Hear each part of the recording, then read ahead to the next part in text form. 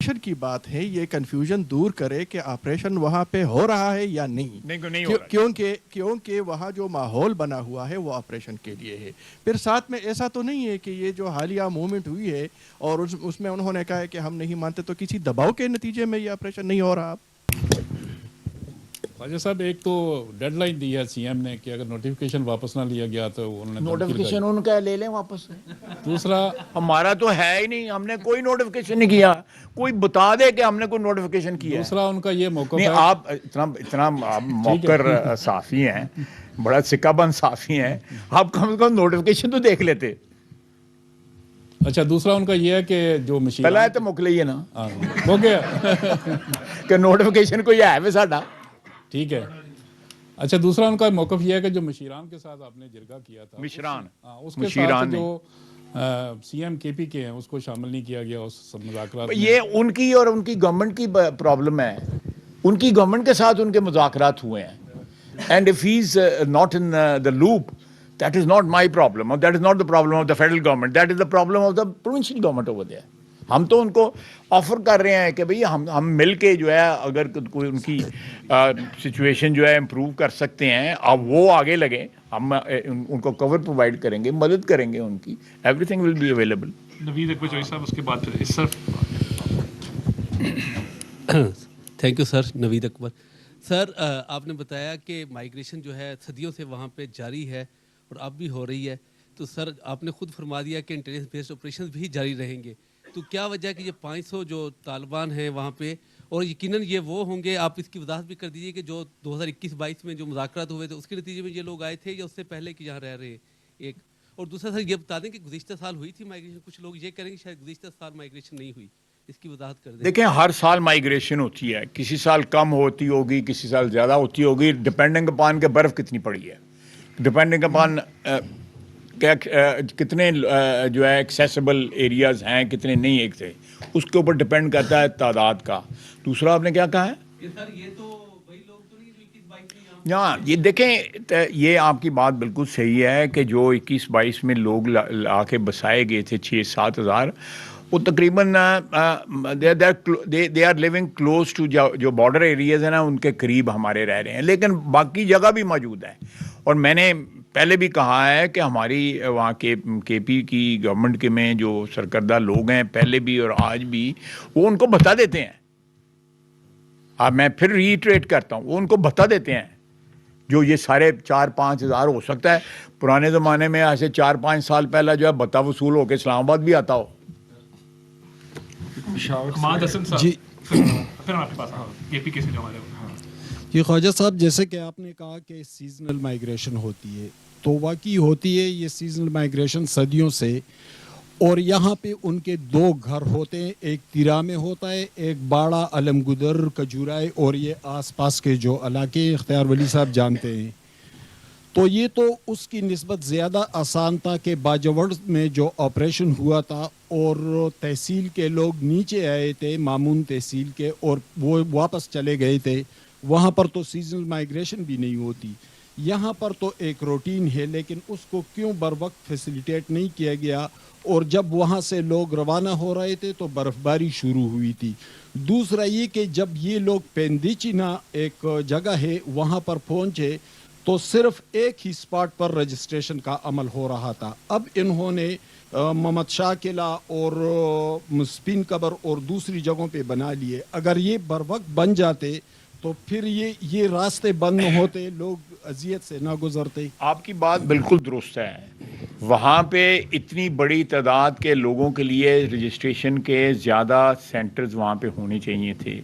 یہ ناکامی صوبائی حکومت کی ہے کہ انہوں نے وہاں پہ جو ہے نہیں بنائے وہاں پہ، جس کی وجہ سے رجسٹریشن نہیں ہوئی.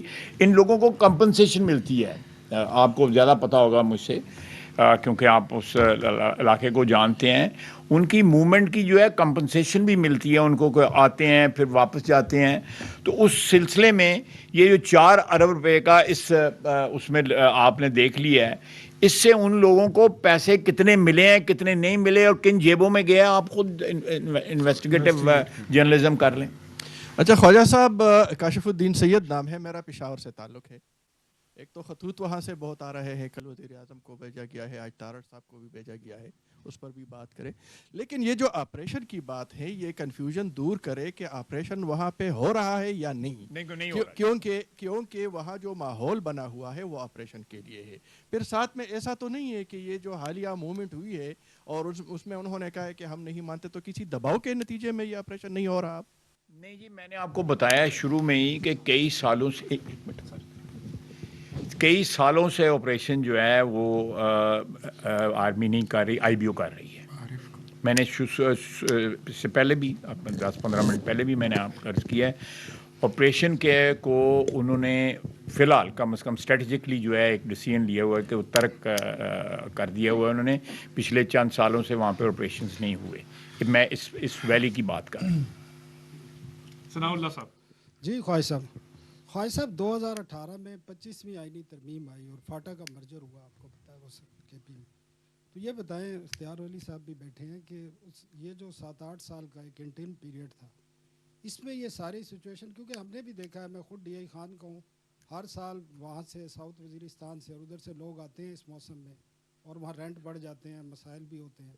تو یہ واقعی صدیوں سے چل رہا ہے. لیکن یہ فاٹا کے مرجر کے بعد سے کیا سچویشن بنی ہے, اس وقت کیا تھی اور آج کیا ہے, اور آپ کے پاس کوئی پرپوزل ہے کہ نئی کوئی امینڈمنٹ جو آپ کی آ رہی ہے اس میں مرجر کا جو ڈیسیجن ہے اس کو واپس کرنے کے حوالے سے؟ نہیں, ایسی کوئی بات نہیں جی. ڈیسیژن مرجر کا جو ہے وہ واپس لینے کی کوئی جو ہے پرپوزل نہیں ہے. کوئی امینڈمنٹ اگر کوئی آئی تو وہ کم از کم اس قسم کا کوئی ٹاپک اس میں کم از کم میرے علم میں نہیں ہے. مرجر سے پہلے فیڈرل گورنمنٹ کا کیا رول تھا, دیکھیں یہ جو پچھلے آپ جانتے ہیں, سب لوگ جانتے ہیں کہ جو شدت آئی ہے پچھلے 2-3 سال میں دہشت گردی میں, وہ پچھلے 2-3 سال میں زیادہ لوگ جو ہے فوج کی بھی شہادتیں زیادہ ہوئی ہیں, زیادہ تعداد میں جو ہے دہشت گرد بھی مارے گئے ہیں. شدت بالکل آئی ہے, اور انفارچونیٹلی جو ہے جب سے طالبان جو ہے حکمرانی میں آئی ہیں تو پاکستان کے اندر جو ہے خلفشار جو ہے اس میں مینی فولڈ جو ہے انکریز ہوئی ہے. اور باوجود اس بات کے کہ ہم نے 5 اٹیمپٹ کیے ہیں ان کے ساتھ کو نیگوشیٹ کرنے کے لیے, وہ کسی قسم کی گارنٹی دینے کو, زبانی کلامی باتیں کرتے ہیں لیکن کسی قسم کی گارنٹی دینے کو تیار نہیں ہیں. خود ان کے اندر جو ہے جو طالبان کی جو فرینچائز ہے کابل کے اندر وہ علیحدہ ہے, دوسری فرینچائز جو قندھار میں جو فرینچائز ہے وہ علیحدہ ہے. تو احمد میر صاحب بیٹھے ہوئے ہیں, ان کو زیادہ مجھ سے نالج ہے, اگر روشنی ڈالنا چاہیں تو روشنی ڈال سکتے ہیں. تو یہ ان کے اپنے اختلافات بھی جو ہے نا ان چیزوں پہ ریفلیکٹ کر رہے ہیں. میں زیادہ ڈیٹیل میں نہیں جانا چاہتا. ان کے اختلافات جو ہیں اب انٹرنیشنل کمیونٹی کو بھی پتہ لگ گئے ہوئے ہیں کہ وہاں پہ کیا ہو رہا ہے, کہ ایک سائڈ جو ہے ذرا اوپن اپ کرنا چاہتی ہے, دوسری سائڈ جو ہے وہ انتہائی جو ہے وہ کلیمپ ڈاؤن کرنا چاہتی ہے ہر قسم کی لبرٹی کے اوپر. عدنان حیدر صاحب.